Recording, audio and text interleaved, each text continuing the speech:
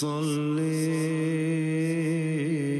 على محمد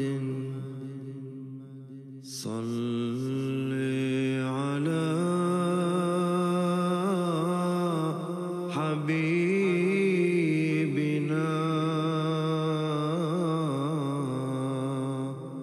صل على محمد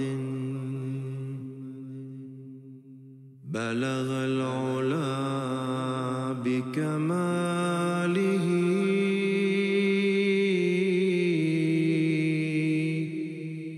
كشف الدجى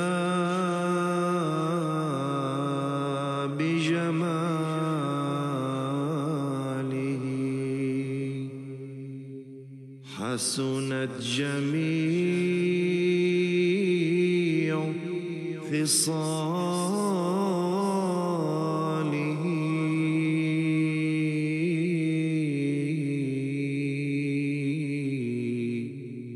صلوا عليه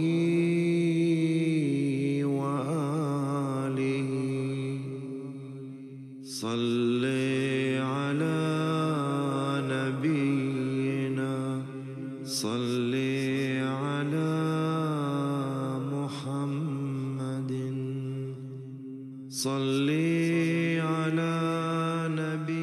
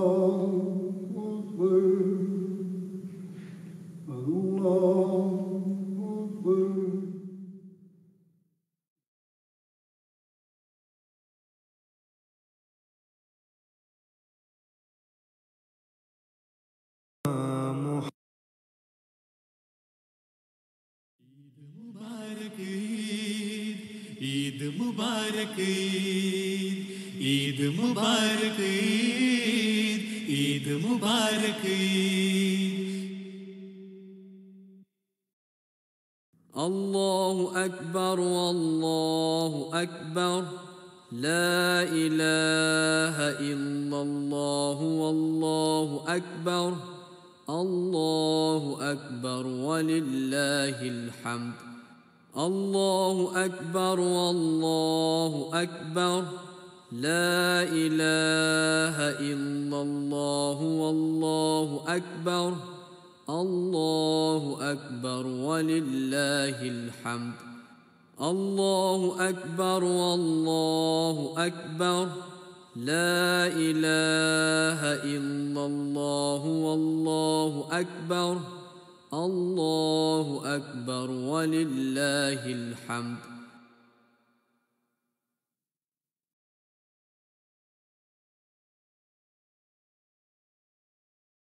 صل على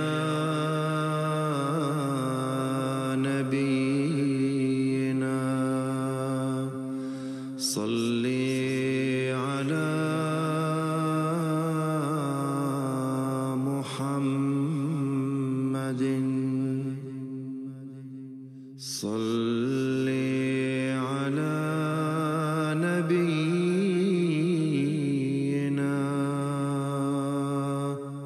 صل على محمد صل على حبيبنا صل على محمد صل على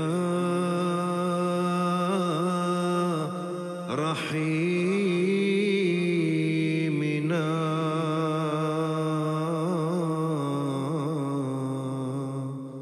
صل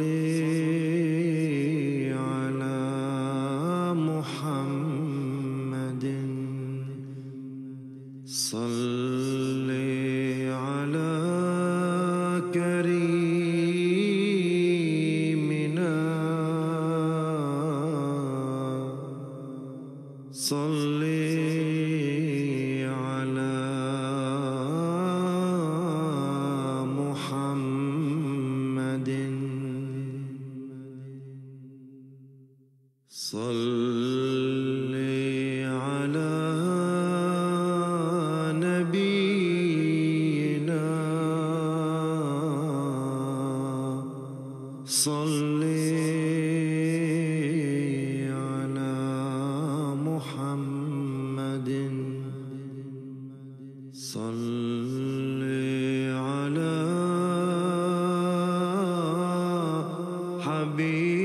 حبيبنا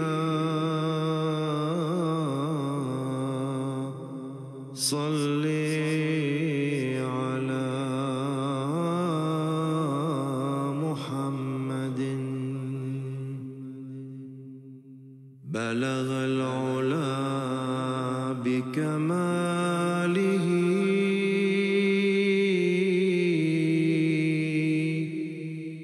كشف الدجى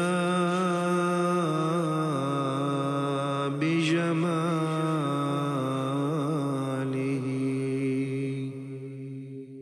حسنت جميع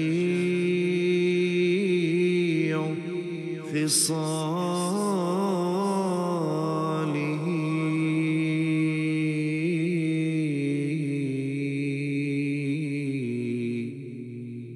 صلوا عليه وآله صل على نبينا صل على محمد صل على نبينا صل على محمد صل على حبيبنا صل على محمد صل على إمامنا صل على إمامنا صل على محمد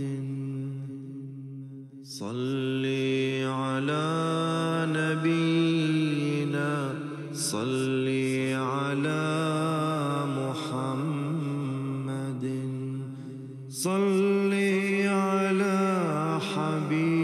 حبيبنا صل على محمد صل على رحيمنا صل على محمد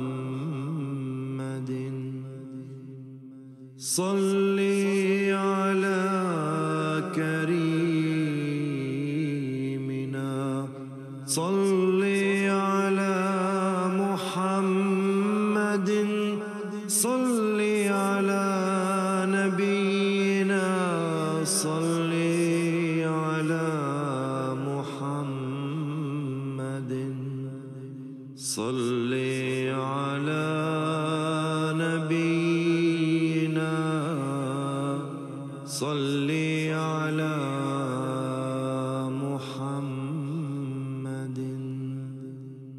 صل على حبيبنا صل على حبيبنا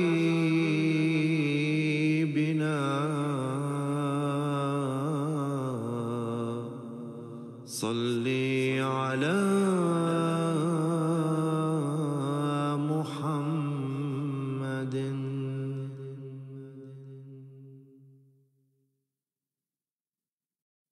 صل على نبينا صل على محمد صل على نبينا صل على محمد صل على حبيبنا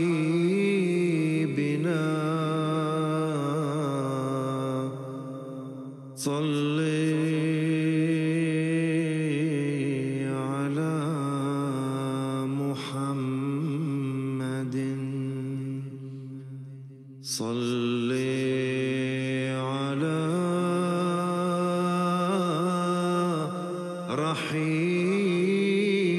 رحيمنا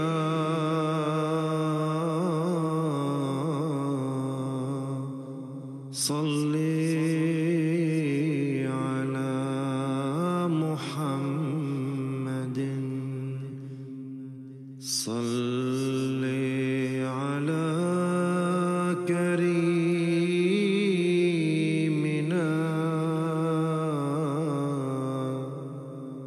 صل على محمد صل على نبينا صل على محمد صل على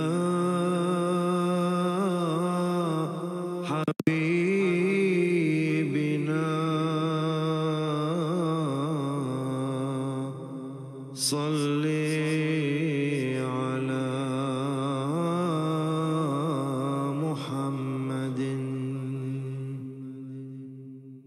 بلغ العلا بكماله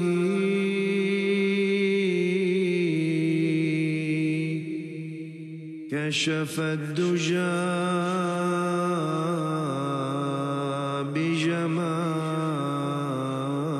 بجماله حسنت جميع خصاله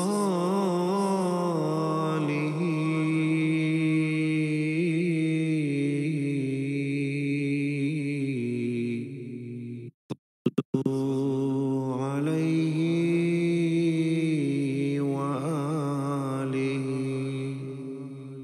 صل على نبينا صل على محمد صل على نبينا صل على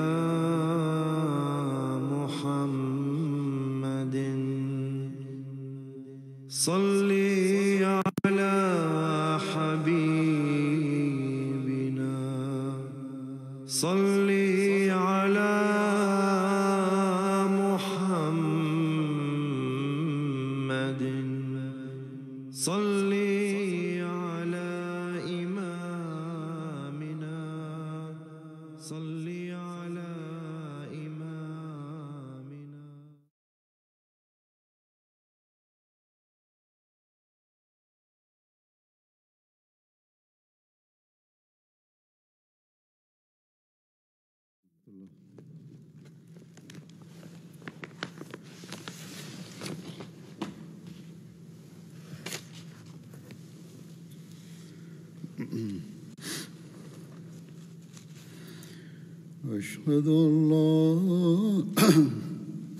أشهد أن لا إله إلا الله وحده لا شريك له وأشهد أن محمدا عبده ورسوله أما بعد فأعوذ بالله من الشيطان الرجيم بسم الله الرحمن الرحيم الحمد لله رب العالمين الرحمن الرحيم مالك يوم الدين إياك نعبد وإياك نستعين اهدنا الصراط المستقيم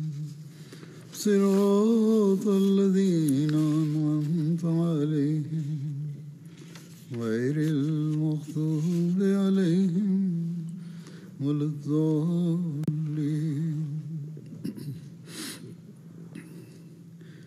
اللہ تعالیٰ کا بہت فضل اور احسان ہے کہ اس نے ہمیں رمضان کے مہینے سے گزار کر آج عید کا دن دیکھنے کی توفیق عطا فرمائی. لیکن کیا یہی اس رمضان کا مقصد تھا؟ کیا یہی اللہ تعالیٰ ہم سے چاہتا تھا کہ ہم 30 دن روزے رکھیں اور عید منا لیں، خوشیاں منا لیں اور کھا پی لیں، کھیل کود کر لیں؟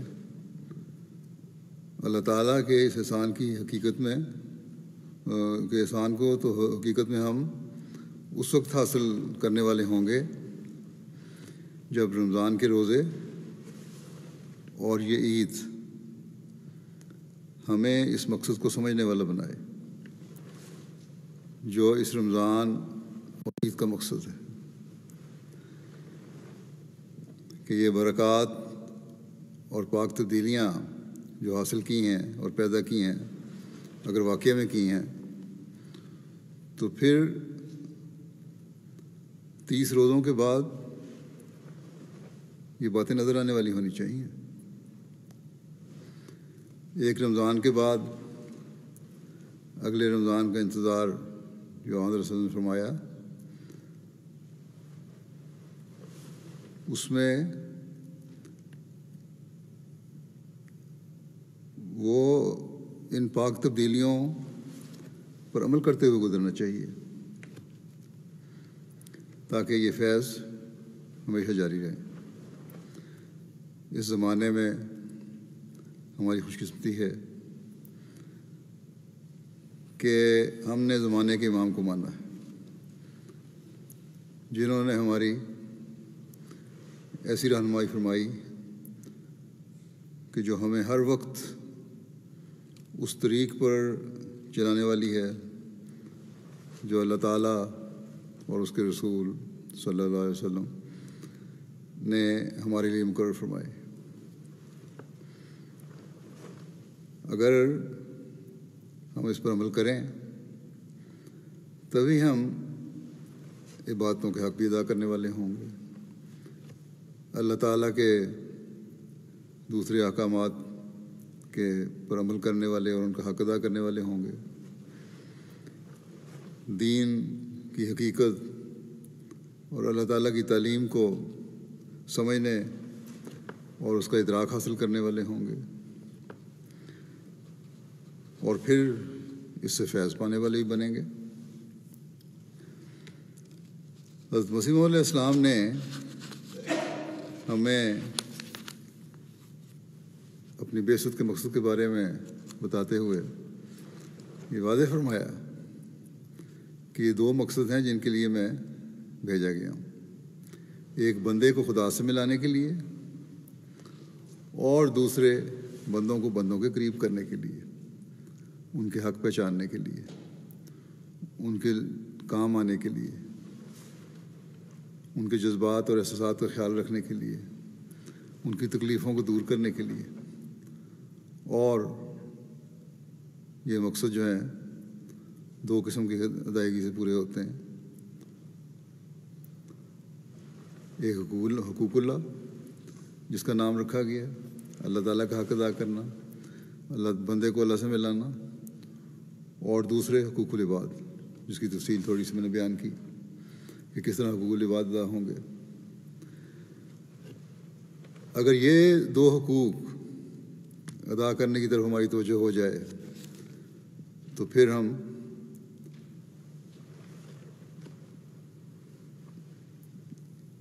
کامیاب انسان بن سکتے ہیں، حقیقی مومن بن سکتے ہیں، اور یہی اسلامی تعلیم کا خلاصہ ہے، اور یہی ایک مومن کی نشانی ہے۔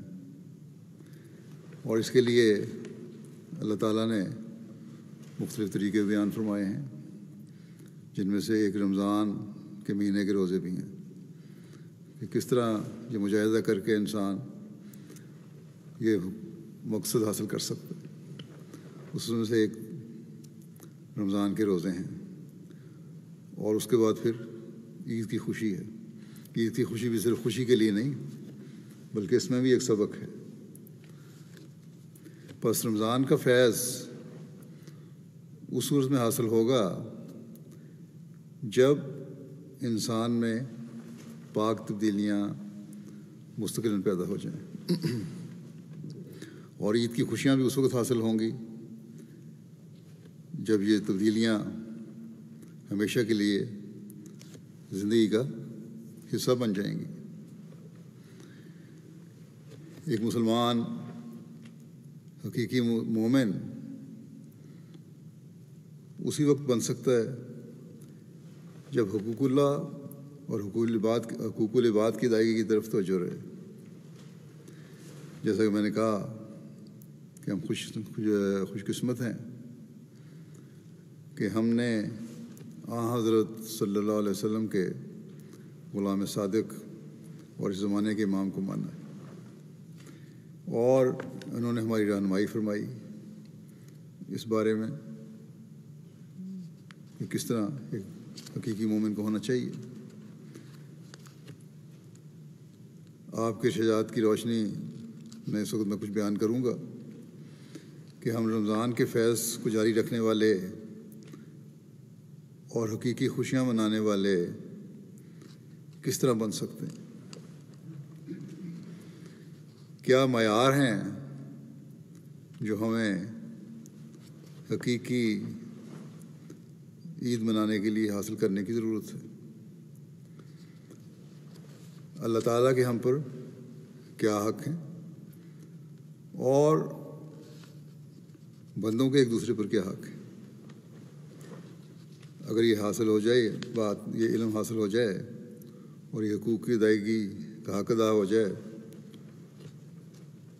تو پھر یہی حقیقی عید ہے، اور اسی حقیقی عید کے ساتھ یہ دنیا بھی ہمارے لیے جنت بن جاتی ہے۔ ہم اللہ تعالیٰ کی عبادت اور اس سے محبت کا دعویٰ کرتے ہیں، لیکن اس محبت کے معیار کیا ہونے چاہیے جن کو حاصل کر کے خدا ملتا ہے؟ اس کی وضاحت فرماتے ہوئے ایک جگہ حضرت مسیح علیہ السلام فرماتے ہیں کہ خدا سوال اٹھایا آپ نے کہ خدا کے ساتھ محبت کرنے سے کیا مراد ہے؟ یہی کہ اپنے والدین، جورو یعنی بیوی، اپنی اولاد، اپنے نفس، غرض ہر چیز پر اللہ تعالیٰ کی رضا کو مقدم کر لیا جائے۔ چنانچہ قرآن شریف میں آیا ہے فَاذْكُرُوا اللَّهَ كَذِكْرِكُمْ آبَاءَكُمْ وَأَشَدَّ ذِكْرًا۔ فَاذْكُرُوا اللَّهَ کا ذکرکم آباءکم او اشد ذکر، یعنی اللہ تعالیٰ کو ایسا یاد کرو کہ جیسا تم اپنے باپوں کو یاد کرتے ہو، بلکہ اس سے بھی زیادہ اور سخت درجے کی محبت کے ساتھ یاد کرو۔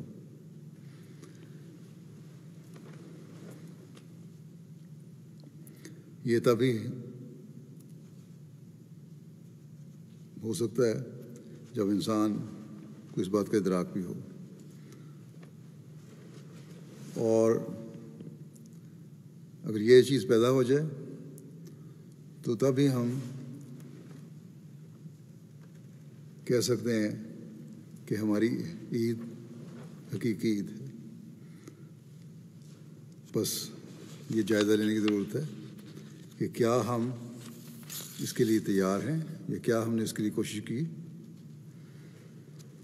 پھر اس محبت کی مزید وضاحت فرماتے ہوئے آپ فرماتے ہیں کہ اصل توحید کو قائم کرنے کے لیے ضروری ہے کہ خدا تعالیٰ کی محبت سے پورا حصہ لو، اور یہ محبت ثابت نہیں ہو سکتی جب تک عملی حصے میں کامل نہ ہو، نری زبان سے ثابت نہیں ہوتی۔ اگر کوئی مصری کا نام لیتا رہے، میٹھا کھانا کا نام لیتا رہے، چینی اور شیرینی کا نام لیتا رہے، تو کبھی نہیں ہو سکتا ہے وہ شیرین کام ہو جائے، یعنی اس کو میٹھے کا مزہ آنے لگ جائے۔ یا اگر زبان سے کسی کی دوستی کا اعتراف اور اقرار کرے مگر مصیبت اور وقت پڑنے پر اس کی امداد اور دستگیری سے پہلو تہی کرے تو وہ دوست صادق نہیں ٹھہر سکتا۔ اسی طرح پر خدا تعالیٰ کی توحید کا نرا زبانی اقرار ہی ہو اور اس کے ساتھ محبت کا بھی زبانی اقرار ہی موجود ہو تو کچھ فائدہ نہیں، بلکہ یہ حصہ زبانی اقرار کی بجائے عملی حصے کو زیادہ چاہتا ہے۔ منہ سے کہنے سے کوئی فائدہ نہیں، عمل سے ثابت کرو کہ اللہ سے محبت ہے۔ فرمایا کہ اس سے یہ مطلب بھی نہیں کہ زبانی اقرار کوئی چیز نہیں، زبانی اقرار سے اظہار بھی ہونا چاہیے، نہیں، میری غرض یہ ہے کہ زبانی اقرار کے ساتھ عملی تصدیق لازمی ہے۔ اس لیے ضروری ہے کہ خدا کی راہ میں اپنی زندگی وقف کرو، یعنی دین کو دنیا پر مقدم رکھنے کا جو عہد کیا ہے اسے ہر وقت سامنے رکھو۔ اور اسی طرح یہ تو عام مومن کے لیے ہے، اور جو ایک واقفی زندگی ہے، جو وقف کرنے والے ہیں وہ اپنے وقف کی روح کو سمجھیں اور اس کو ہمیشہ سامنے رکھیں کہ اللہ تعالیٰ کی خاطر انہوں نے ہر کام کرنا ہے۔ فرمایا کہ یہی اسلام ہے، یہی وہ غرض ہے جس کے لیے مجھے بھیجا گیا ہے۔ بس جو اس وقت اس چشمے کے نزدیک نہیں آتا جو خدا تعالیٰ نے اس غرض کے لیے جاری کیا ہے، وہ یقیناً بے نصیب رہتا ہے۔ اگر کچھ لینا ہے اور مقصد کو حاصل کرنا ہے تو طالب صادق کو چاہیے کچھ چشمے کی طرف بڑھے اور آگے قدم رکھے اور اس چشمہ جاری کے کنارے اپنا منہ رکھ دے، اور یہ ہو نہیں سکتا جب تک خدا تعالیٰ کے سامنے غیریت کا چولا اتار کر آستانہ ربوبیت پر گر نہ جائے، اور یہ عہد نہ کر لے کہ خواہ دنیا کی وجاہت جاتی رہے اور مصیبتوں کے پہاڑ ٹوٹ پڑیں تو بھی خدا کو نہیں چھوڑے گا، اور خدا تعالیٰ کی راہ میں ہر قسم کی قربانی کے لیے تیار رہے گا۔ ابراہیم علیہ السلام کا یہی عظیم الشان اخلاص تھا کہ بیٹے کی قربانی کے لیے تیار ہو گیا۔ اسلام کا منشا یہ ہے کہ بہت سے ابراہیم بنائیں، بس تم میں سے ہر ایک کو کوشش کرنی چاہیے کہ ابراہیم بنو۔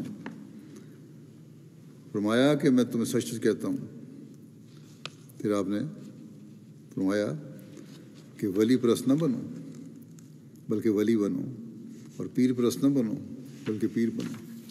اپنے تعلق کو اللہ تعالیٰ سے اس حد تک لے جاؤ کہ خود خدا تعالیٰ کے ساتھ تمہارا ذاتی تعلق قائم ہو جائے اور اس کی محبت میں کا تعلق قائم ہو جائے۔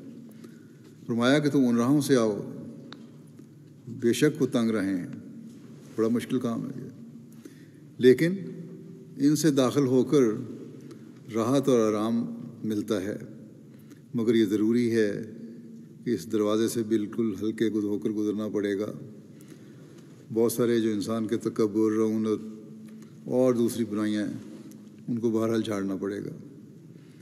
اگر بہت بڑی گٹھری سر پر ہو تو مشکل ہے، اگر گزرنا چاہتے ہو تو اس گٹھڑی کو جو دنیا کے تعلقات اور دنیا کو دین پر مقدم کرنے کی گٹھڑی ہے پھینک دو۔ ہماری جماعت خدا کو خوش کرنا چاہتی ہے تو اس کو چاہیے کہ اس کو پھینک دے۔ تم یقیناً یاد رکھو کہ اگر تم میں وفاداری اور اخلاص نہ ہو تو تم جھوٹے ٹھہرو گے اور خدا کے حضور راست باز نہیں بن سکتے۔ ایسی صورت میں دشمن سے پہلے وہ ہلاک ہوگا جو وفاداری کو چھوڑ کر غداری کی راہ اختیار کرتا ہے۔ خدا تعالیٰ فریب نہیں کھا سکتا اور نہ کوئی اسے فریب دے سکتا ہے، اس لیے ضروری ہے کہ تم سچا اخلاص اور صدق پیدا کرو۔ بس ہمارا خدا تعالیٰ سے یہ تعلق اور یہ محبت ہی ہمیں ہمارے عہد کے دین کو دنیا پر مقدم رکھیں گے، اس پر صحیح رنگ میں پورا کرنے والا اور اس پر چلنے والا بنا سکتا ہے اس عہد پر۔ اگر یہ محبت نہیں تو ہمارے عہد ہمیں دھوکے میں رکھنے والے ہیں۔ بس ہمیں اپنے جائزے لینے ہوں گے کہ ہمارے اللہ تعالیٰ سے محبت کے معیار کیا ہے۔ حقیقی محبت الہی کے اعلیٰ معیار ہی ہمیں عید کی حقیقی خوشیاں دینے والے ہوں گے۔ اللہ تعالیٰ کی محبت کے حصول کے لیے ضروری ہے کہ ہماری جو توجہ استغفار اور توبہ اور نماز کی طرف بھی رہے۔ اس بارے میں نصیحت کرتے ہوئے آپ فرماتے ہیں کہ استغفار کرتے رہو اور موت کو یاد رکھو۔ موت سے بڑھ کر اور کوئی بیدار کرنے والی چیز نہیں ہے۔ جب انسان سچے دل سے خدا کی طرف رجوع کرتا ہے تو اللہ تعالیٰ اپنا فضل کرتا ہے۔ جس وقت انسان اللہ تعالیٰ کے حضور سچے دل سے توبہ کرتا ہے تو اللہ تعالیٰ پہلے گناہ بخش دیتا ہے، پھر بندے کا نیا حساب چلتا ہے۔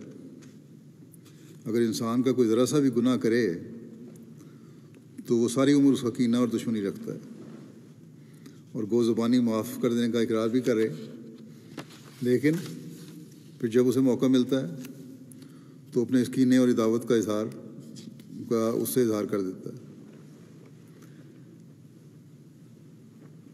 یہ خدا تعالیٰ ہی ہے کہ جب بندہ سچے دل سے اس کی طرف آتا ہے تو وہ اس کے گناہوں کو معاف کر دیتا ہے اور رجوع برحمت ہوتا ہے، اپنا فضل اس پر نازل کرتا ہے اور اس کے گناہ کی سزا کو معاف کر دیتا ہے۔ اس لیے تم بھی اب ایسے ہو کر جاؤ۔ آپ نے فرمایا جو وہ لوگ آئے ہوئے تھے آپ کے پاس ان کو کہ تم وہ ہو جاؤ جو پہلے نہیں تھے۔ نماز سنوار کر پڑھو، تمہارے دلوں میں رقت اور خدا کا خوف ہو۔ پھر فرمایا کہ خدا کا خوف ہر وقت تمہیں رہنا چاہیے۔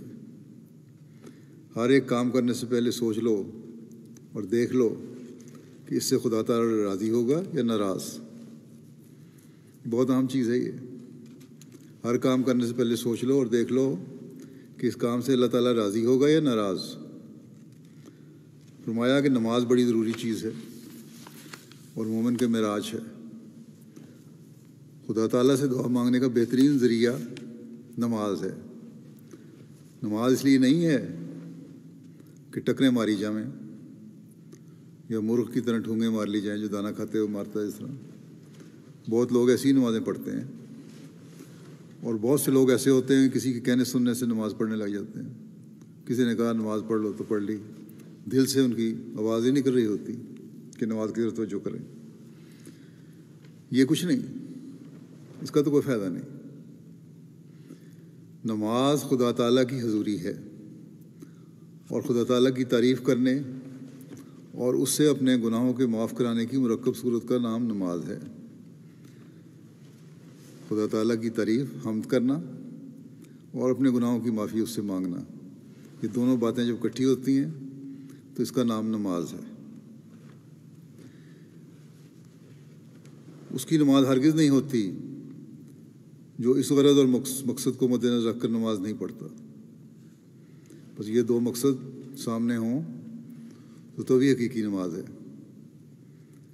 بس نماز بہت ہی اچھی طرح پڑھو، کھڑے ہو تو ایسے طریق سے کہ تمہاری صورت صاف بتا دے کہ تم خدا تعالیٰ کی اطاعت اور فرمانبرداری میں دست بستہ کھڑے ہو.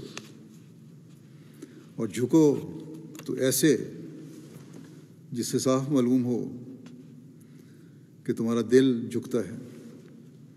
اور سجدہ کرو تو اس آدمی کی طرح جس کا دل ڈرتا ہے. اور نمازوں میں اپنے دین اور دنیا کے لیے دعا کرو. بس ایسی نمازیں ہیں اگر ہمیں حاصل ہو جائیں تو وہ دن ہماری حقیقی عید کے دن ہوں گے. اپنے جائزے کی ضرورت ہے. کیا ہم یہ حاصل کرنے کی کوشش کر رہے ہیں تاکہ حقیقی عید منا سکیں؟ یا کیا اس رمضان میں ہم نے یہ عہد کیا ہے کہ آئندہ اس طرح عمل کر کے اللہ تعالیٰ کی رضا حاصل کرنے کی کوشش کر کے اپنے کے لیے عید کا سامان کریں گے؟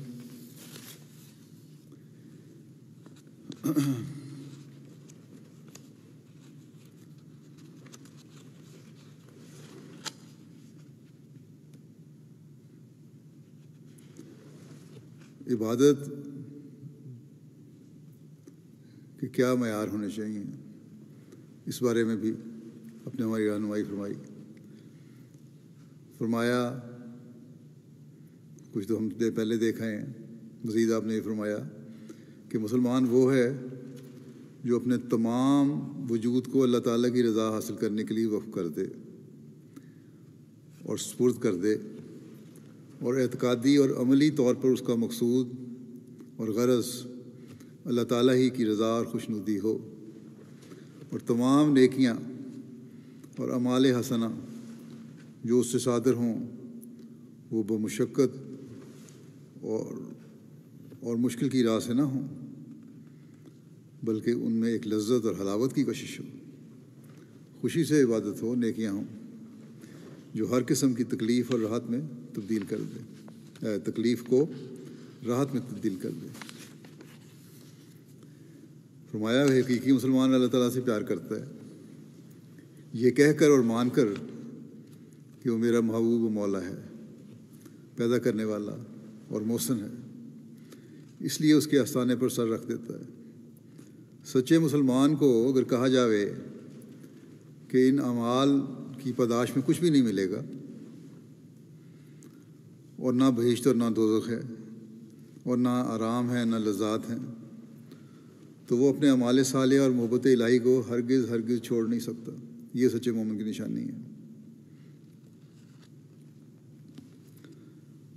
کیونکہ اس کی عبادت اور خدا تعالیٰ سے تعلق اور اس کی فرمانبرداری اور اطاعت میں فنا کسی پاداش یا اجر کی بنا اور امید پر نہیں ہے، بلکہ وہ اپنے وجود کو ایسی چیز سمجھتا ہے کہ وہ حقیقت میں خدا تعالیٰ ہی کی شناخت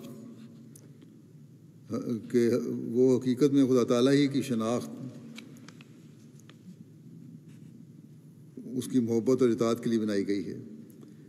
اپنے وجود کو ایسی چیز سمجھتا ہے کہ وہ اس کا وجود جو ہے وہ حقیقت میں خدا تعالیٰ کی شناخت اور اس کی محبت اور اطاعت کے لیے بنایا گیا ہے وجود اس کا، اور کوئی غرض اور مقصد اس کا ہے ہی نہیں. اسی لیے وہ اپنے خدا داد قوتوں کو جب ان اغراض اور مقاصد میں صرف کرتا ہے تو اس کو اپنے محبوب حقیقی ہی کا چہرہ نظر آتا ہے۔ بہشت و دوزخ پر اس کی اصلاً نظر نہیں ہوتی۔ میں کہتا ہوں کہ اگر مجھے اپنی مثال دیتے ہوئے فرماتے ہیں آپ کہ اگر مجھے اس عمر کا یقین دلا دیا جاوے کہ خدا تعالیٰ سے محبت کرنے اور اس کی اطاعت میں سخت سے سخت سزا دی جائے گی، تو میں قسم کھا کر کہتا ہوں کہ میری فطرت ایسی واقع ہوئی ہے کہ ان تکلیفوں اور بلاؤں کو ایک لذت اور محبت کے جوش اور شوق سے برداشت کرنے کو تیار ہے، اور باوجود ایسے یقین کے جو عذاب اور دکھ کی صورت میں دلایا جاوے، کبھی خدا کی اطاعت اور فرمانبرداری سے ایک قدم باہر نکلنے کو ہزار بلکہ لا انتہا موت سے بڑھ کر اور دکھوں اور مصائب کا مجموعہ قرار دیتی ہے۔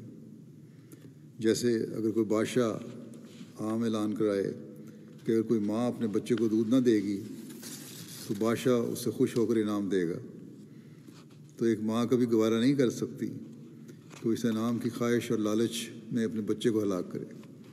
اسی طرح ایک سچا مسلمان خدا کے حکم سے باہر ہونا اپنے لیے ہلاکت کا موجب سمجھتا ہے، خواہ اس کو اس نافرمانی میں کتنی آسائش اور آرام کا وعدہ دیا جاوے۔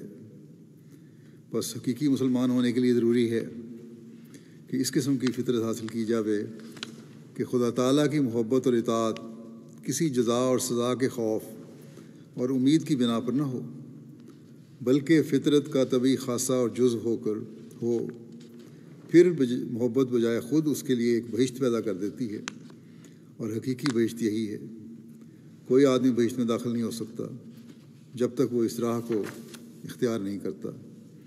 اس لیے میں تم کو جو میرے ساتھ تعلق رکھتے ہو اسی راہ سے داخل ہونے کی تعلیم دیتا ہوں، کیونکہ بہشت کی حقیقی راہ یہی ہے۔ بس یہ بہشت ہی حقیقیت کی خوشی ہے جو ہم نے حاصل کرنی ہے۔ ہمیں حاصل کرنے کی کوشش کرنی چاہیے۔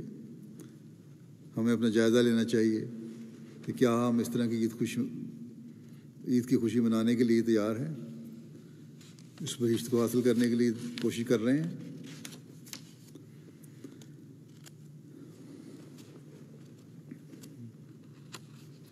پھر آپ فرماتے ہیں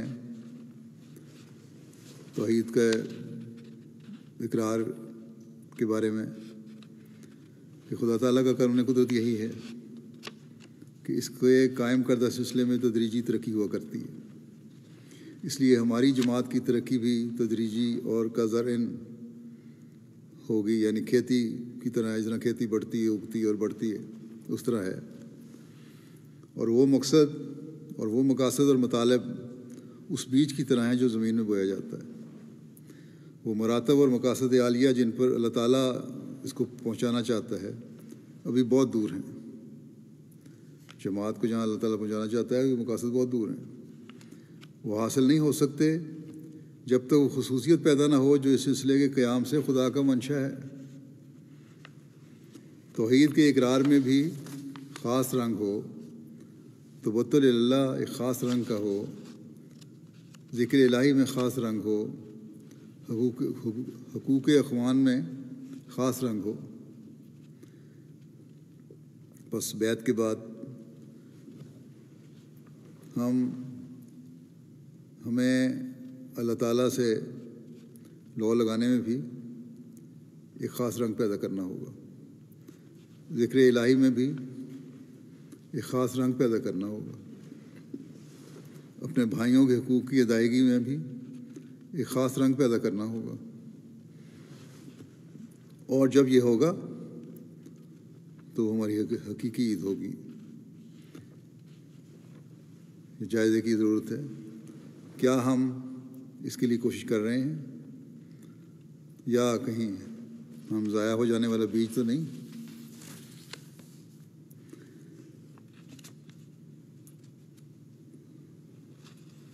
پھر آپ فرماتے ہیں کہ خوب یاد رکھو کہ انسان کو شرف اور سعادت تب ملتی ہے جب وہ ذاتی طور پر کسی کا دشمن نہ ہو۔ ہاں، اللہ اور اس کے رسول کی عزت کے لیے الگ امر ہے، یعنی جو شخص خدا اور اس کے رسول کی عزت نہیں کرتا بلکہ اس کا دشمن ہے، اسے تم اپنا دشمن سمجھو، لیکن یہ یاد رکھو کہ اس دشمنی کے سمجھنے کے یہ معنی نہیں ہے کہ تم اس پر افتراء کرو، جو بلا وجہ اس پہ الزام لگاؤ اور بلا وجہ اس کو دکھ دینے کی منصوبے کرو، نہیں، بلکہ اس سے الگ ہو جاؤ اور خدا کے تعالیٰ کے سپرد کر دو معاملہ۔ جو ایسی دشمنی کا اظہار کرتا ہے اس سے الگ ہو جاؤ، معاملہ خدا کے سپرد کر دو۔ ممکن ہو تو اس کی اصلاح کے لیے دعا کرو، یہ نہیں کہ دشمن کے لیے دعا نہیں کرنی، اس کی اصلاح کے لیے دعا بھی کرو۔ اپنی طرف سے کوئی نئی بھاجی اس کے ساتھ شروع نہ کرو، نیا جھگڑا یا نیا مسئلے نہ پیدا کرنے شروع کر دو اس وجہ سے کہ اس نے دشمنی کا اظہار کیا۔ بس اگر غیرت دکھانی ہے تو ہمیں خدا تعالیٰ کے لیے غیرت دکھانے کی ضرورت ہے، اس کے رسول کے لیے غیرت دکھانے کی ضرورت ہے۔ لیکن اس میں بھی آپ نے فرمایا کہ اخلاق اور حدود کو سامنے رکھنا ہوگا جو اللہ تعالیٰ اور اس کے رسول نے ایک حقیقی مومن کے لیے قائم فرمائے ہیں۔ اللہ تعالیٰ سے تعلق، اس کی بندگی کا حق ادا کرنے کی کوشش کے ساتھ اللہ تعالیٰ کی کتاب کو پڑھنا، سمجھنا اور عمل کرنا بھی ایک حقیقی مومن بناتا ہے۔ قرآن کریم ہی ہے جو ہماری اللہ تعالیٰ کے احکامات کے بارے میں یا ان کی طرف صحیح رہنمائی کرتا ہے۔ بس ایمان اور یقین میں ترقی کے لیے عبادتوں کے ساتھ قرآن کریم کو پڑھنا، سمجھنا اور اس پر عمل کرنا بھی ضروری ہے۔ حضرت مسیح علیہ السلام فرماتے ہیں قرآن شریف کو پڑھو اور خدا سے کبھی نا امید نہ ہو۔ مومن خدا سے کبھی مایوس نہیں ہوتا۔ یہ کافروں کی عادت میں داخل ہے کہ وہ خدا تعالیٰ سے مایوس ہو جاتے ہیں۔ ہمارا خدا علی کل شیء قدیر ہے۔ قرآن شریف کا ترجمہ بھی پڑھو تاکہ اس کے احکامات سمجھ آئیں، اور نمازوں کو سنوار کر پڑھو اور اس کا مطلب بھی سمجھو، اپنی زبان میں بھی دعائیں کر لو۔ قرآن شریف کو ایک معمولی کتاب سمجھ کر نہ پڑھو، بلکہ اس کو خدا تعالیٰ کا کلام سمجھ کر پڑھو۔ نماز کو اس طرح پڑھو جس طرح رسول اللہ صلی اللہ علیہ وسلم پڑھتے تھے، البتہ اپنی حاجتوں اور مطالب کو مسنون اذکار کے بعد اپنی زبان میں بے شک ادا کرو اور خدا تعالیٰ سے مانگو، اس میں کوئی حرج نہیں ہے۔ اس سے نماز ہرگز ضائع نہیں ہوتی۔ آج کل لوگوں نے نماز کو خراب کر رکھا ہے۔ نمازیں کیا پڑھتے ہیں، ٹکرے مارتے ہیں۔ نماز تو بہت جلد مرغ کی طرح ٹھونگے مار کر پڑھ لیتے ہیں اور پیچھے دعا کے لیے بیٹھے رہتے ہیں۔ نماز کا اصل مقصد اور روح تو دعا ہی ہے۔ نماز سے نکل کر دعا کرنے سے اصل مطلب کہاں حاصل ہو سکتا ہے؟ ایک شخص بادشاہ کے دربار میں جاوے اور اس کو اپنا عرض حال کرنے کا موقع بھی ہو، لیکن وہ اس وقت تو کچھ نہ کہے، لیکن جب دربار سے باہر آ جاوے تو اپنی درخواست پیش کرے، اس سے کیا فائدہ؟ ایسا ہی حال ان لوگوں کا ہے جو نماز میں خشوع و خضوع کے ساتھ دعائیں نہیں مانگتے۔ تم کو جو دعائیں کرنی ہوں نماز میں کر لیا کرو اور پورے آداب و دعا کو ملحوظ رکھو۔ بس ایسی نمازیں اور قرآن کریم پر غور ہماری حقیقی عید اور مستقل عید بنائے گا۔ کیا ہم نے اس رمضان میں اس عید کو حاصل کرنے کا عہد کیا ہے؟ اگر نہیں تو آج ہمیں عہد کرنا چاہیے کہ ہم نے اپنی نمازوں کو سنوار کر پڑھنے اور قرآن کریم کو پڑھنے اور غور کرنے کے لیے اپنی عید کی خوشیوں کو دائمی کرنا ہے، اور یہی اس کی ایک صورت ہے۔ قرآن کریم کو پڑھنے اور اسے حدیثوں پر مقدم سمجھنے کے بارے میں نصیحت فرماتے ہوئے حضرت مسیح علیہ السلام فرماتے ہیں کہ اے میری عزیز جماعت، یقیناً سمجھو کہ زمانہ اپنے آخر کو پہنچ گیا ہے اور ایک صحیح انقلاب نمودار ہو گیا ہے۔ سو اپنی جانوں کو دھوکہ مت دو اور بہت جلد راست بازی میں کامل ہو جاؤ۔ قرآن کریم کو اپنا پیشوا پکڑو اور ہر ایک بات میں اس سے روشنی حاصل کرو، اور حدیثوں کو بھی ردی کی طرف مت پھینکو کہ وہ بڑی کام کی ہیں۔ ساری حدیثیں رد کرنے والی نہیں ہیں، بڑی محنت سے ان کا ذخیرہ تیار ہوا ہے۔ لیکن جب قرآن کے قصوں سے حدیث کا کوئی قصہ مخالف ہو تو ایسی حدیث کو چھوڑ دو تاکہ گمراہی میں نہ پڑو۔ قرآن شریف کو بڑی حفاظت سے خدا تعالیٰ نے تمہارے تک پہنچایا ہے، سو تم اس پاک کلام کی قدر کرو اور اس پر کسی چیز کو مقدم نہ سمجھو، کہ تمام راست روی اور راست بازی اسی پر موقوف ہے۔ کسی شخص کی باتیں لوگوں کے دلوں میں اسی حد تک مؤثر ہوتی ہیں جس حد تک اس شخص کی معرفت و تقویٰ پر لوگوں کو یقین ہوتا ہے۔ پھر قرآن کریم کی اہمیت بیان فرماتے ہوئے مزید فرماتے ہیں کہ اگر ہمارے پاس قرآن نہ ہوتا اور حدیثوں کے یہ مجموعے ہی مایا ناز ایمان و اعتقاد ہوتے، انہی پر ہمارا انحصار ہوتا، تو ہم قوموں کو شرمساری سے منہ بھی نہ دکھا سکتے۔ میں نے قرآن کے لفظ میں غور کیا، تب مجھ پر کھلا کہ اس مبارک لفظ میں ایک زبردست پیشگوئی ہے۔ وہ یہ ہے کہ یہی قرآن پڑھنے کے لائق کتاب ہے، اور ایک زمانے میں تو اور بھی زیادہ پڑھنے کے قابل کتاب ہوگی، جبکہ اور کتابیں بھی پڑھنے میں اس کے ساتھ شریک کی جائیں گی۔ اس وقت اسلام کی عزت بچانے کے لیے اور بطلان کا استحصال کرنے کے لیے یہی ایک کتاب پڑھنے کے قابل ہوگی، اور دیگر کتابیں قطعاً چھوڑ دینے کے لائق ہوں گی۔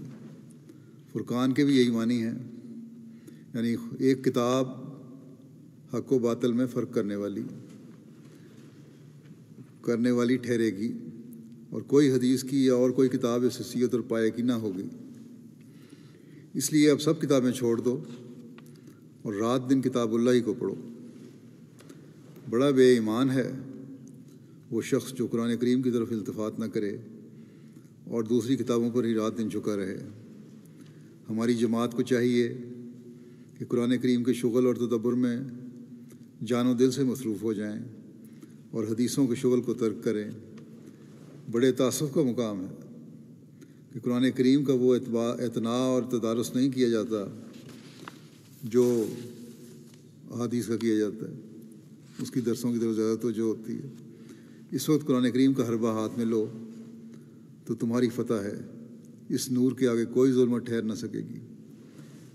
اسی طرح حضرت صلی اللہ علیہ وسلم نے بھی فرمایا ایک موقع پر کہ جس کو قرآن کا کچھ بھی حصہ یاد نہیں وہ ویران گھر کی طرح ہے۔ نیز آپ نے فرمایا کہ قرآن کریم کو جلدی جلدی نہ پڑھو بلکہ سمجھ کر پڑھو۔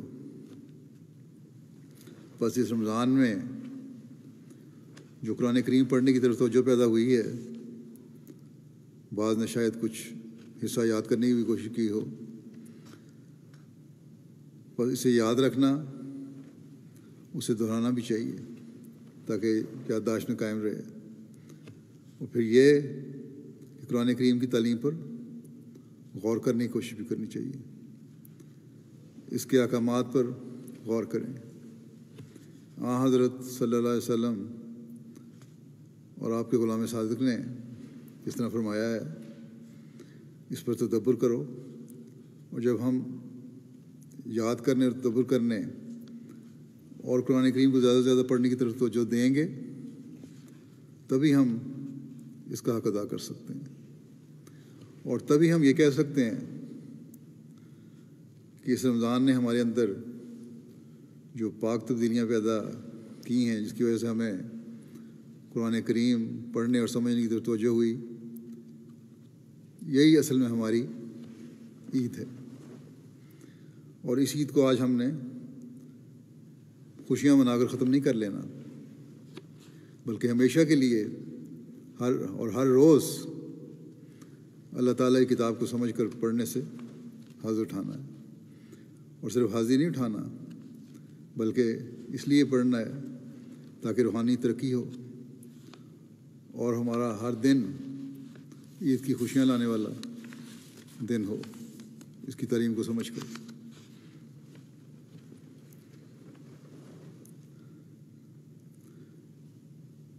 عبادت اور قرآن کریم کو پڑھنے سمجھنے کا روزمرہ کی زندگی میں عملی اظہار اس وقت ہوتا ہے جب انسان حقوق العباد کی ادائیگی بھی کرے۔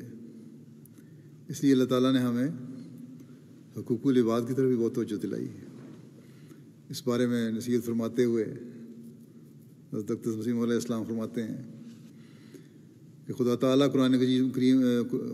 قرآن مجید میں فرماتا ہے قد افلح من زکاہا وقد خاب من دساہا، جس کا مطلب یہ ہے کہ نجات پا گیا وہ شخص جس نے اپنے نفس کا تزکیہ کر لیا، اور خائب اور خاسر ہو گیا وہ شخص جو اس سے محروم رہا۔ اس لیے اب تم لوگوں کو سمجھنا چاہیے کہ تزکیہ نفس کس کو کہا جاتا ہے۔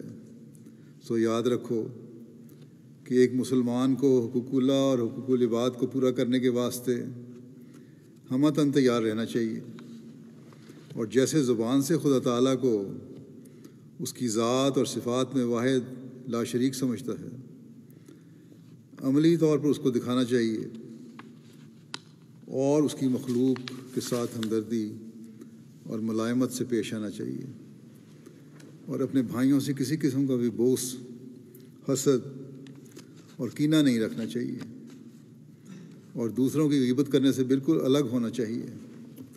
لیکن میں دیکھتا ہوں آپ فرماتے ہیں کہ یہ معاملہ تو ابھی دور ہے کہ تم لوگ خدا تعالیٰ کے ساتھ ایسے خود رفتہ اور محو ہو جاؤ، بس اسی کے ہو جاؤ، اور جیسے زبان سے اس کا اقرار کرتے ہو عمل سے بھی کر کے دکھاؤ۔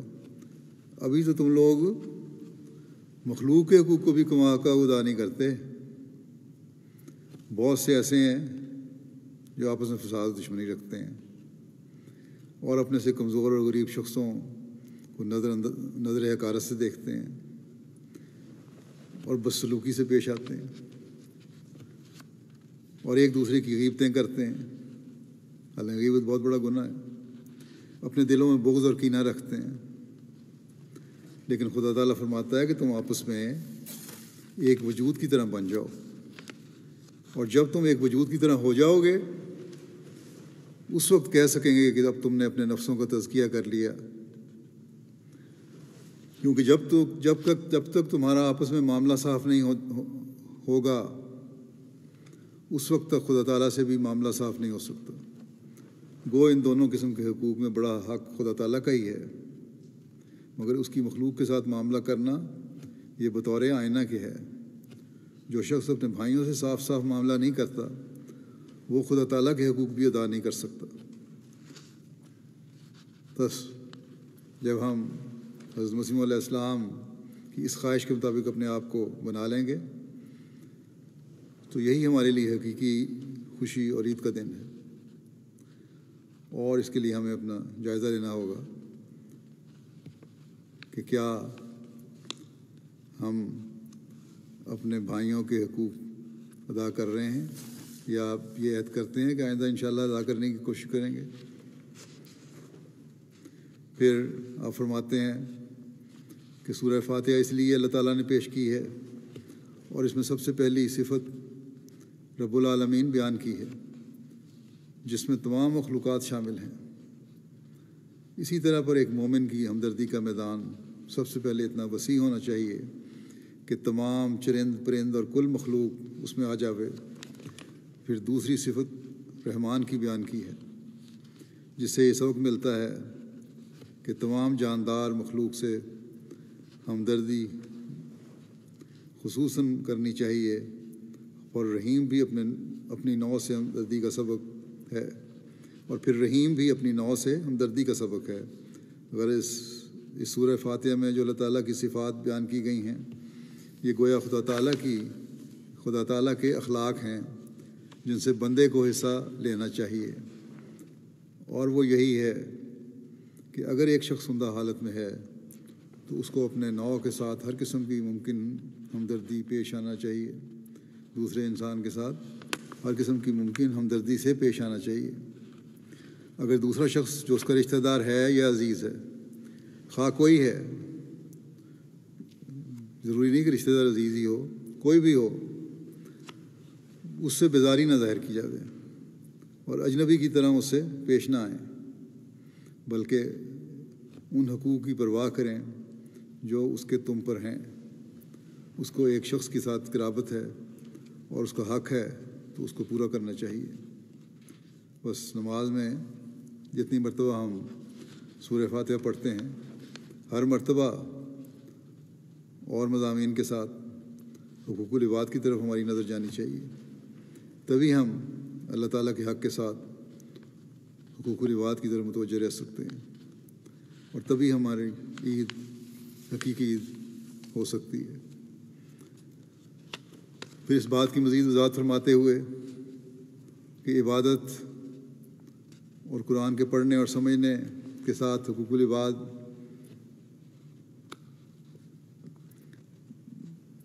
کی ادائیگی مومن کے لیے ایک اہم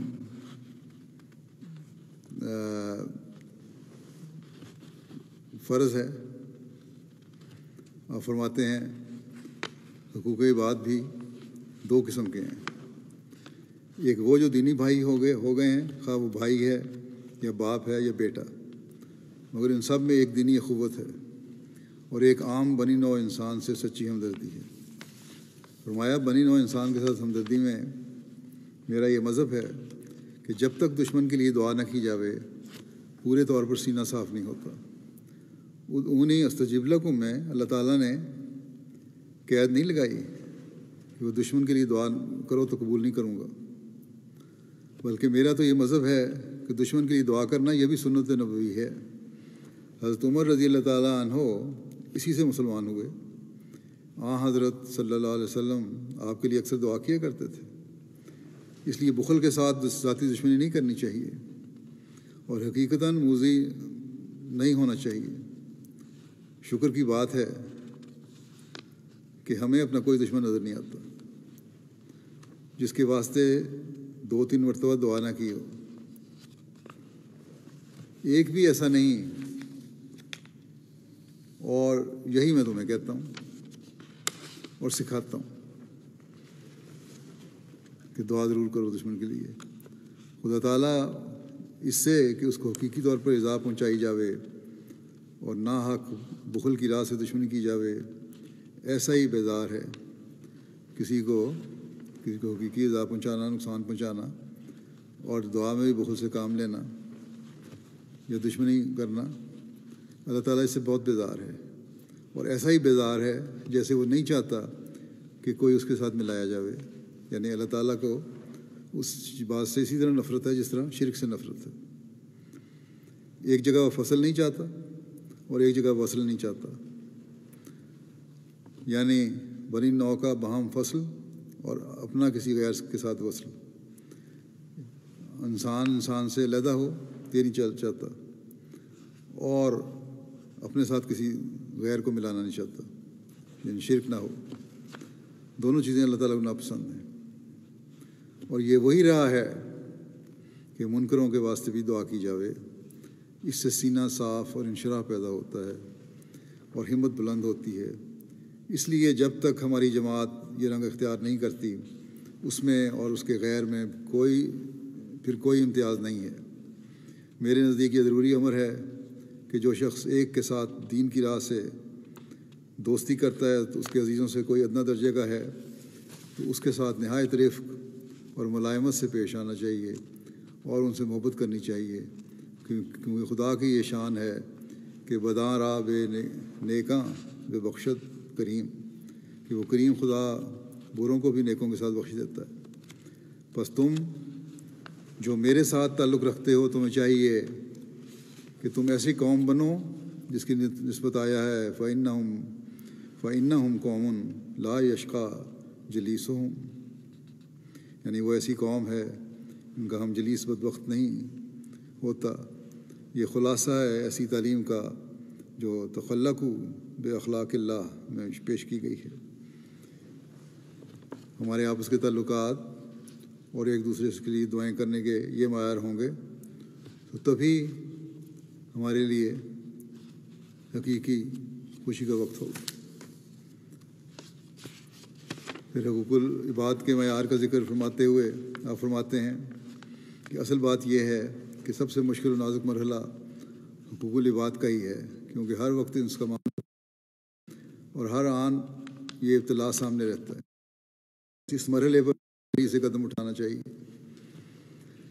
میرا تو یہ مذہب ہے کہ دشمن کے ساتھ بھی حد سے زیادہ سختی نہ ہو۔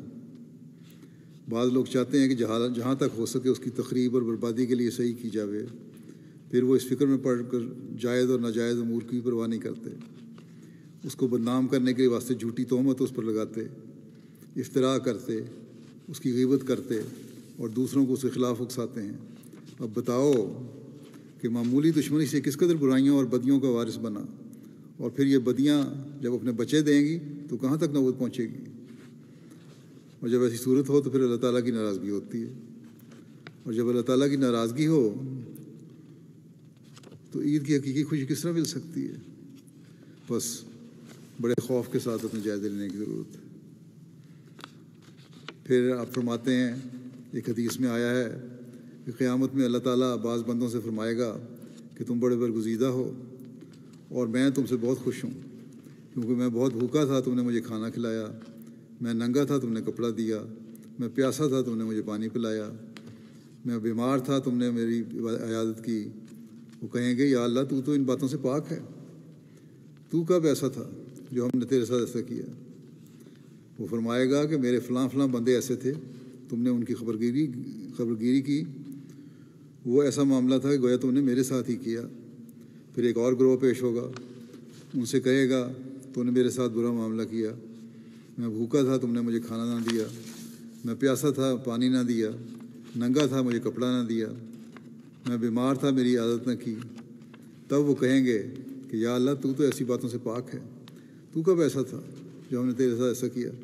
اس پر فرمائے گا کہ میرا فلاں بندہ اس حالت میں تھا اور تم نے اس کے ساتھ کوئی ہمدردی اور سلوک نہ کیا، وہ گویا میرے ساتھ ہی کرنا تھا۔ غرض نوع انسان پر شفقت اور اس سے ہمدردی کرنا بہت بڑی عبادت ہے، اور اللہ تعالیٰ کی رضا حاصل کرنے کے لیے یہ ایک زبردست ذریعہ ہے۔ فرماتے ہیں کہ جو لوگ غرباء کے ساتھ اچھے سلوک سے پیش نہیں آتے بلکہ ان کو حقیر سمجھتے ہیں، مجھے ڈر ہے کہ خود اس مصیبت میں مبتلا نہ ہو جائیں۔ اللہ تعالیٰ نے جن پر فضل کیا ہے اس کی شکر گزاری یہی ہے کہ اس کی مخلوق کے ساتھ احسان اور سلوک کریں، اور اس خداداد فضل پر تکبر نہ کریں، اور وحشیوں کی طرح غرباء کو کچل نہ ڈالیں۔ بس غریبوں کی، ضرورت مندوں کی مدد ہی اللہ تعالیٰ کے فضل اور پیار کو جذب کرنے والی ہونی چاہیے اور ہوگی، اور جب یہ ہوگا تو حقیقی دن عید کا دن ہوگا۔ انفرادی طور پر بھی جماعت میں لوگ ایک دوسرے کی مدد کرتے ہیں، لیکن جماعتی طور پر بھی فنڈ قائم ہے، وہاں بھی جو صاحب حیثیت لوگ ہیں ان کو کچھ نہ کچھ ادائیگی کرنی چاہیے۔ مریضوں کی امداد کا فنڈ ہے، یتیموں کا فنڈ ہے، غرباء کا فنڈ ہے، غریب طلباء کی مدد کا فنڈ ہے، اور اس طرح بہت سارے ہیں جہاں مدد کی جاتی ہے۔ اس طرح بھی جماعت کے افراد کو، صاحب حیثیت افراد کو توجہ دینی چاہیے۔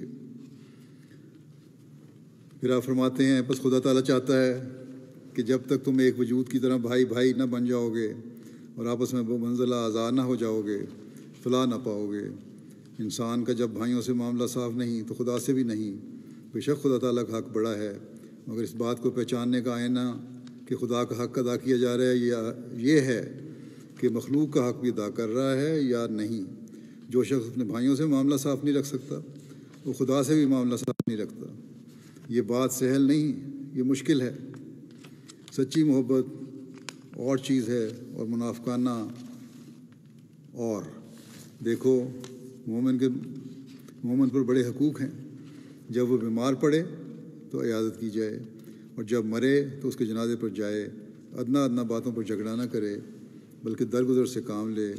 خدا کا یہ منشا نہیں کہ تم ایسے رہو، اگر سچی اخوت نہیں تو جماعت تباہ ہو جائے گی۔ بس یہ سچی اخوت ہی ہماری دائمی خوشیوں کا باعث بن سکتی ہے اور ہمیں جماعت کا حصہ بنانے کے قابل بنا سکتی ہے، جس کے حصول کے لیے ہمیں اپنے جائزے لینے چاہیے۔ پھر گھروں میں ایک مومن کو اپنا کیسا سلوک رکھنا چاہیے، عورتوں کے ساتھ حسن سلوک کا کیا معیار ہونا چاہیے، اس بارے میں بھی آپ نے فرمایا کہ فحشاء کے سوا باقی تمام کچھ خلقیاں اور تلخیاں عورتوں کی برداشت کرنی چاہیے۔ ہمیں تو کمال بے شرمی معلوم ہوتی ہے کہ مرد ہو کر عورت سے جنگ کریں۔ ہم کو خدا نے مرد بنایا ہے اور در حقیقت ہم پر اتمام نعمت ہے۔ اس کا شکریہ یہ ہے کہ ہم عورتوں سے لطف اور نرمی کا برتاؤ کریں۔ گھروں کے یہ حسن سلوک ہیں جو گھروں کو جنت نظیر بناتے ہیں۔ بچوں کی بھی تربیت ہو رہی ہوتی ہے اور گھر کے ماحول بھی خوشگوار رہتا ہے۔ اور ایک مومن کے لیے یہی بہت بڑی خوشی ہونی چاہیے کہ اس کا گھر اللہ تعالیٰ اور اس کے رسول کی تعلیم کے مطابق ایک نمونہ دکھا رہا ہے۔ اور یہ گھروں کی قائم رہنے والی خوشی اور سکون کا ماحول جو ہے یہی ہے جو انسان کے لیے ہر دن عید کے سامان پیدا کرتا ہے۔ پھر آپ فرماتے ہیں یاد رکھو ہماری جماعت اس بات کے لیے نہیں ہے جیسے عام دنیا دار زندگی بسر کرتے ہیں، میرا زبان سے کہہ دیا کہ ہم اس سلسلے میں داخل ہیں اور عمل کی ضرورت نہ سمجھی، جیسے بدقسمتی سے مسلمانوں کا حال ہے کہ پوچھو تم مسلمان ہو تو کہتے ہیں شکر الحمدللہ، مگر نماز نہیں پڑھتے، شاعر اللہ کی حرمت نہیں کرتے۔ بس میں تم سے یہ نہیں چاہتا کہ صرف زبان سے ہی اقرار کرو اور عمل سے کچھ نہ دکھاؤ، یہ نکمی حالت ہے، خدا تعالیٰ اس کو پسند نہیں کرتا۔ اور دنیا کی اس حالت نے یہی تقاضا کیا کہ خدا تعالیٰ نے مجھے اصلاح کے لیے کھڑا کیا۔ بس اب اگر کوئی میرے ساتھ تعلق رکھ کر بھی اپنی حالت کی اصلاح نہیں کرتا اور عملی قوتوں کو ترقی نہیں دیتا بلکہ زبانی اقرار ہی کو کافی سمجھتا ہے، وہ گویا اپنے عمل سے میری عدم ضرورت پر زور دیتا ہے۔ پھر تم اگر اس پر عمل تم اگر اپنے عمل سے ثابت کرنا چاہتے ہو کہ میرا آنا ہی بے سود ہے تو پھر میرے ساتھ تعلق کرنے کے کیا معنی ہیں؟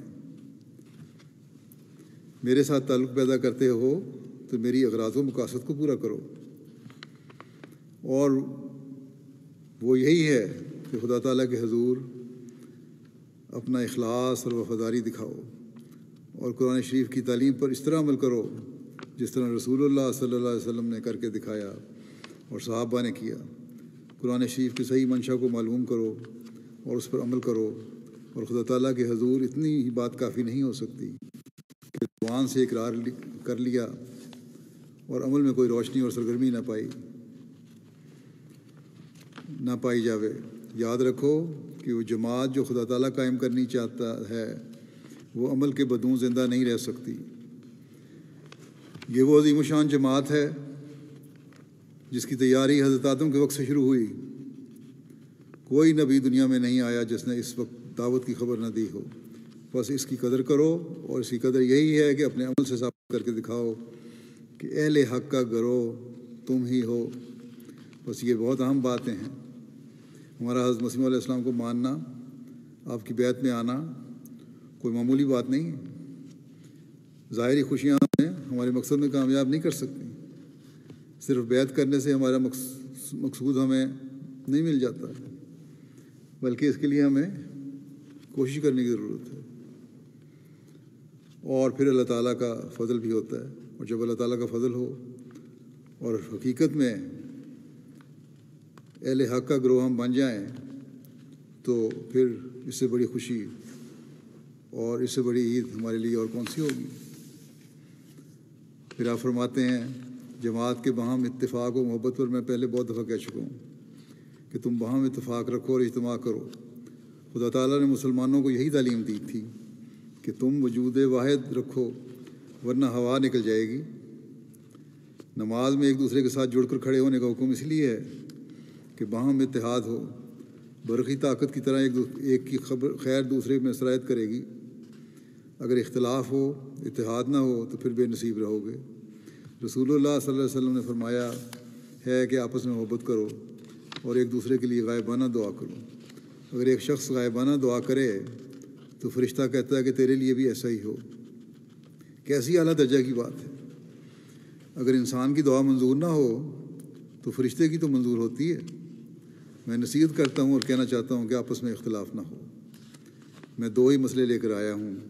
اول خدا کی توحید اختیار کرو، دوسرے آپس میں محبت اور ہمدردی ظاہر کرو، وہ نمونہ دکھلاؤ کہ غیروں کے لیے کرامت ہو۔ یہی دلیل تھی جو صحابہ میں پیدا ہوئی تھی۔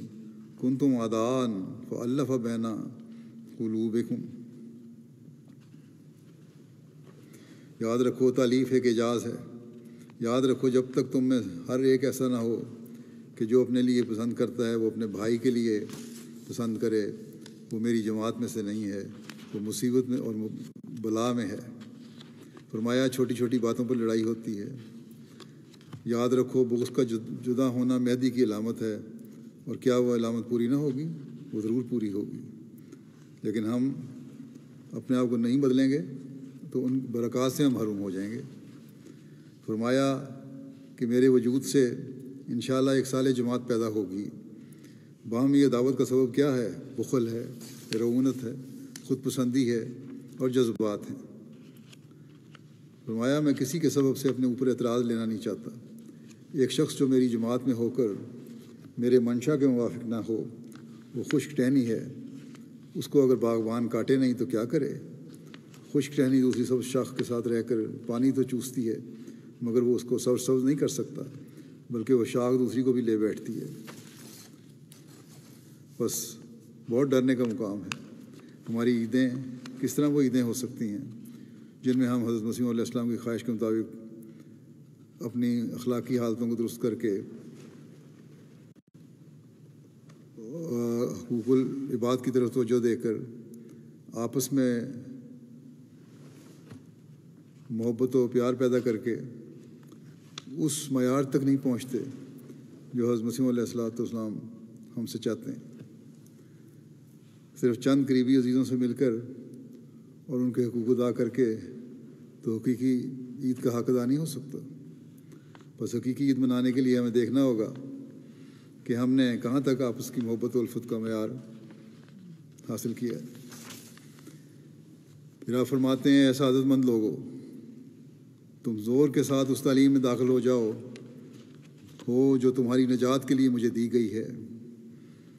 تم خدا کو واحد لا شریک سمجھو اور اس کے ساتھ کسی کو شریک مت کرو، نہ آسمان میں سے نہ زمین میں سے۔ خدا اسباب کے ساتھ استعمال سے تمہیں منع نہیں کرتا، لیکن جو شخص خدا کو چھوڑ کر اسباب پر ہی بھروسہ کرتا ہے وہ مشرک ہے۔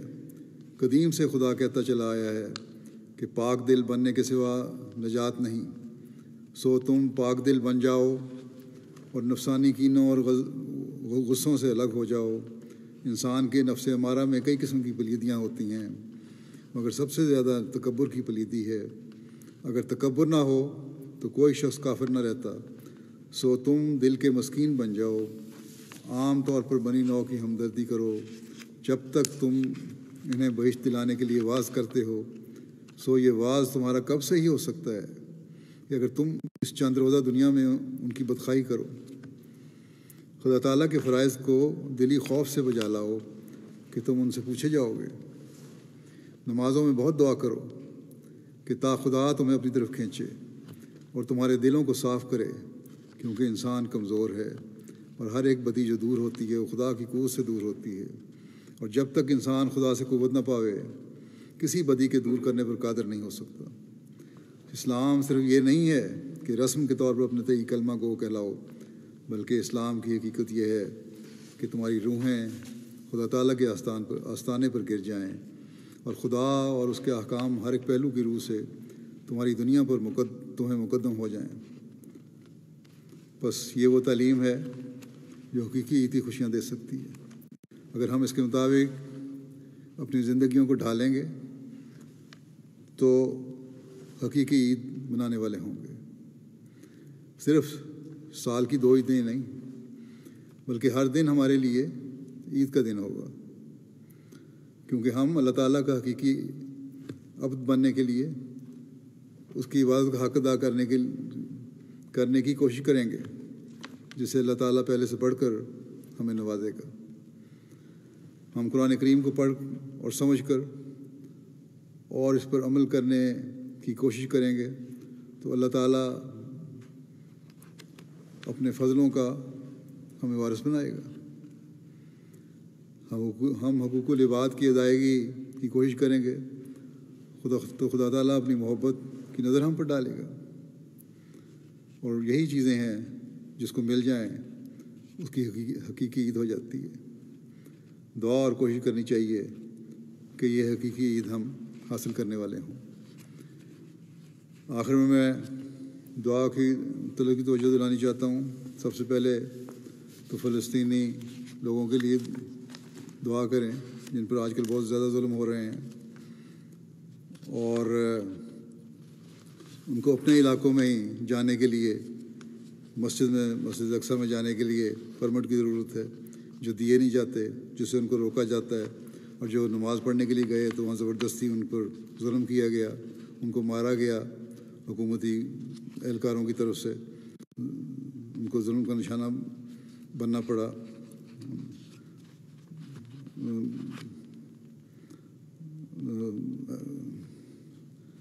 پھر اسی طرح ان کو جو شیخ جراح ان کا محلہ ہے، ایک چھوٹی سی وادی ہے، وہاں سے ان کو زبردستی نکالا جا رہا ہے.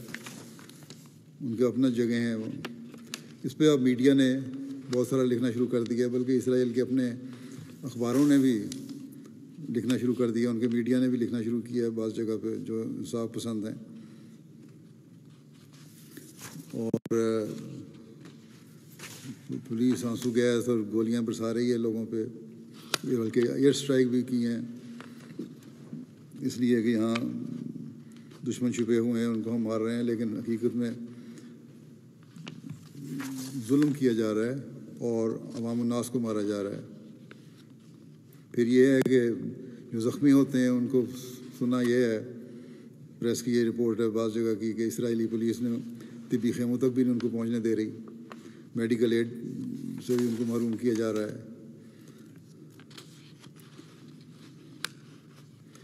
تو بہرحال مسجد اقصیٰ میں جو ظلم ہوا میں نے بتایا، اللہ تعالیٰ ان مظلوموں پر رحم اور فضل فرمائے اور ظالموں کی پکڑ کرے. جو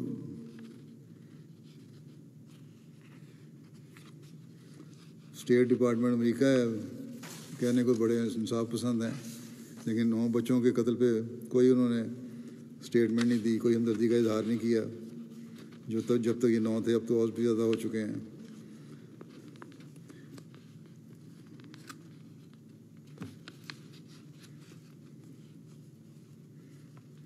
پھر یہ جو نیو یارک ٹائمز ہے اس نے بھی لکھا ہے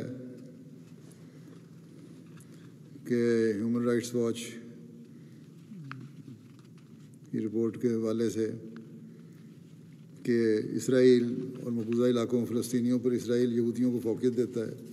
انصاف تو ہے ہی نہیں، تو ظاہر ہے فوقیت دینی ہے. ایمنسٹی انٹرنیشنل کی رپورٹ بھی یہی ہے کہ بہت زیادہ ظلم کیا جا رہا ہے فلسطینیوں پر. اسرائیلی قومی اخبار ہے ہیرٹس، وہ لکھتا ہے کہ یروشلم ابھر رہا ہے. دمشق گیٹ پر رکاوٹیں کھڑی کرنا ایک اشتعال انگیز کانہ قدم تھا جس نے شیخ جراح محلہ میں سینکڑوں فلسطینیوں کے گھروں سے بے دخل ہونے کے پس منظر میں رمضان المبارک کے مقدس موقع پر رہائشوں کو پریشان کر دیا. پھر ہیریٹس بھی یہی لکھتا ہے کہ عجیب بات ہے کہ انصاف کا انوکھا ویژن ہے جس کا اطلاق اس اصول پہ کیا جاتا ہے کہ جو میرا ہے وہ ہمیشہ کے لیے میرا ہے اور جو تمہارا ہے وہ بھی ہمیشہ کے لیے میرا ہے. اسی طرح ان سے فلسطینیوں کے حقوق چھینے جا رہے ہیں. اللہ تعالیٰ بہرحال اللہ تعالیٰ رحم فرمائے، اور یہ عید کی خوشیاں ان کے لیے تو غموں کا پہاڑ لے کر آئی ہیں. اللہ تعالیٰ ان کے غموں کو خوشیوں میں تبدیل کرے، ان کو سکون کی زندگی میں میسر ہو، ان کی لیڈرشپ بھی ایسی اچھی ملے جو ان کی صحیح رہنمائی کرنے والی ہو. مسلم ممالک جو ہیں وہ اکٹھے ہو کر اپنا کردار ادا کریں تو فلسطینیوں کو اور جو اور دوسری جگہ مظلوم مسلمان ہیں جہاں بھی ہیں ان کو ظلموں سے بچا سکتے ہیں. لیکن مسلم امہ بھی اکٹھی نہیں ہوتی. مسلم ممالک کو جو رد عمل دکھانا چاہیے تھا اس زور سے نہیں دکھایا جا رہا. ایک ہلکے پھلکے بیان دے دیتے ہیں، حالانکہ بڑا اکٹھا ایک مشترکہ بیان ہوتا تو اس میں ہمیں طاقت ہوتی. تو بہرحال اللہ تعالیٰ مسلمانوں کی لیڈرشپ کو بھی عقل دے اور اسرائیلیوں کو بھی عقل دے کہ وہ ظلم نہ کریں. فلسطینیوں کو بھی جو بغیر لیڈرشپ کے اپنی مرضی کر رہے ہیں ان کو بھی اللہ تعالیٰ اس لحاظ سے بھی عقل دے کہ وہ اگر ان کی طرف سے کوئی ظلم ہے تو اول تو نہیں ہے، وہ مظلوم ہے. اگر وہ ڈنڈے کا استعمال کر رہے ہیں تو وہاں توپوں کا استعمال ہو رہا ہے، پہلے میں کہہ چکا ہوں. تو کوئی نسبت ہی نہیں ہے طاقت کے توازن کی. بس بہت زیادہ دعا کی ضرورت ہے فلسطینیوں کے لیے. اللہ تعالیٰ ان کے حالات کو بہتر کرے اور ان کے لیے آزادی کے سامان پیدا کرے، اور جو پہلے معاہدے کے تحت، ابتدائی معاہدے کے تحت جو ان کی جگہ میسر ہیں وہ ان کو مل ہی رہیں اور اس پہ قائم رہیں. اسی طرح تمام دنیا کے مظلوم احمدیوں کے لیے بھی دعائیں کریں جن کو سختیاں کی جا رہی ہیں پاکستان میں یا الجزائر میں یا کسی بھی ملک میں. اللہ تعالیٰ ان کو بھی مخالفین کے اور اگر حکومتی کرندے ہیں تو ان کے شر سے محفوظ رکھے. دنیا کے تمام ضرورت مند لوگوں کے لیے دعا کریں. اللہ تعالیٰ ان کی خواہش جائز ضرورتوں کو پورا فرمائے، ان کی مشکلات کو دور فرمائے. عمومی طور پر دنیا میں ظلم کے خاتمے کے لیے دعا کریں. اللہ تعالیٰ اس دنیا سے ظلم کا خاتمہ کرے اور خدا تعالیٰ کو پہچاننے والے یہ لوگ ہو جائیں. آج کل جو وبا پھیلی ہوئی ہے اس کے لیے بھی دعا کریں. اللہ تعالیٰ اس وبا سے بھی جلد نجات دے اور وہیں دوبارہ وہ ایسے حالات پیدا ہوں جہاں امن ہو اور دوبارہ نارمل حالات پہ دنیا آ جائے. لیکن یہ تبھی ممکن ہے جب دنیا والے خدا تعالیٰ کو پہچانیں گے، اللہ کا حق ادا کرنے والے بنیں گے اور اس کے بندوں کا حق ادا کرنے والے بنیں گے. اللہ تعالیٰ سب کو اس کی توفیق عطا فرمائے.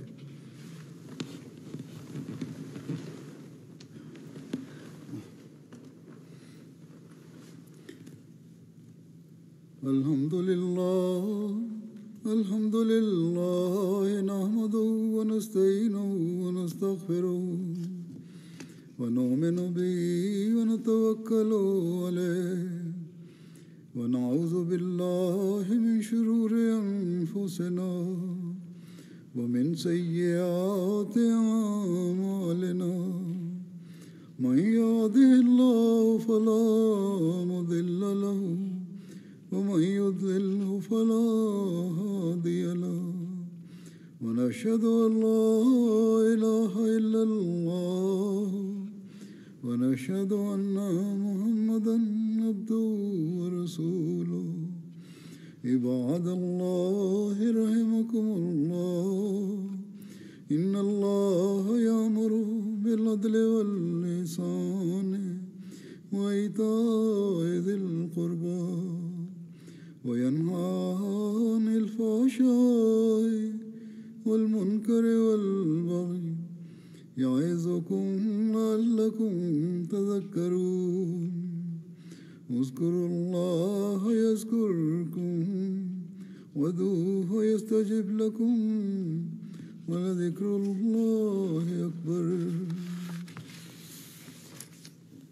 دعا کر لیں.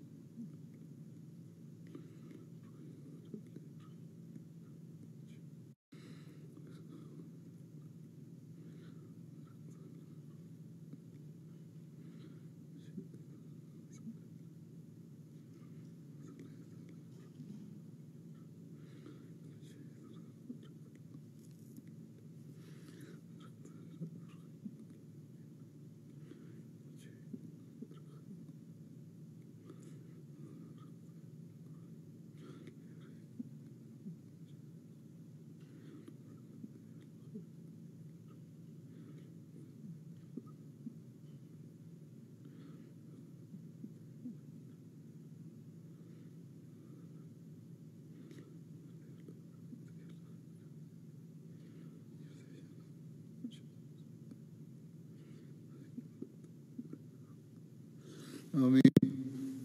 السلام علیکم ورحمۃ اللہ. عید مبارک ہو سب کو. السلام علیکم.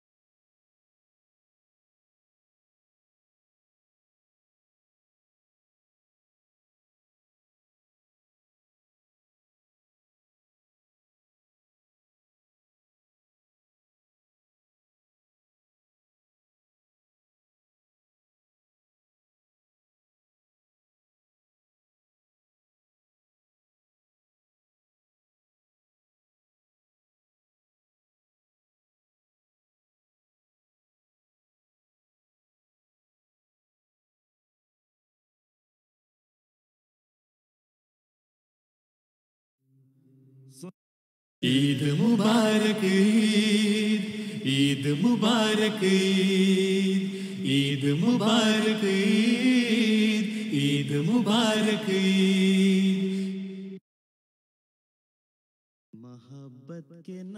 Here's a look at the next few programs on today's schedule. For more information, visit www.mta.tv.